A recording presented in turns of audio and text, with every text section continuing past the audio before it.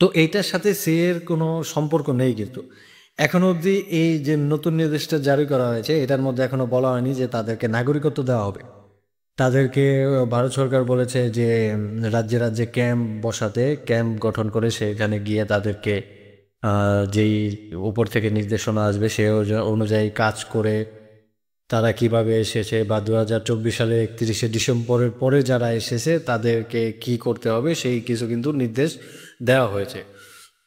তো তারা 2024 সালের 31শে ডিসেম্বরের আগে এসেছেন, তাদের কোনো ভয় নেই, তারা নির্ভয়ে থাকতে পারবেন ইন্ডিয়াতে। তাদের পরবর্তী ক্ষেত্রে তাদের সিটিজেনশিপ দেওয়া হবে কিনা কিংবা অন্য কোনো কার্ড দেওয়া হবে কিনা যে তারা ভারতে থাকতে পারবে, ভারত থেকে পাসপোর্ট নিয়ে অন্য দেশে যেতে পারবেন কিনা, সেগুলি নিয়ে এখনো অবধি কোনো ক্লিয়ার কোনো ঘোষণা হয়নি। শুধু এইটাই ঘোষণা হয়েছে 2024 সালের 31শে ডিসেম্বর অবধি যারা এই কাজটা যারা এসেছেন আর কি তারা থাকতে পারবেন।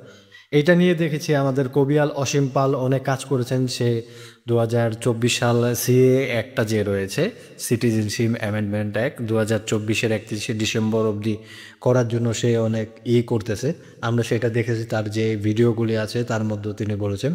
যদিও সিএতে 2024 সালের 31শে ডিসেম্বর হয়নি, সেটা 2014 সালের 31শে ডিসেম্বরই রয়েছে, কিন্তু নতুন যে নির্দেশটা জারি হয়েছে সেটাও হচ্ছে সংখ্যালঘুদের জন্য অনেক অনেক উপকার হলো, অনেক উপকারী একটি নির্দেশনা জারি হয়েছে।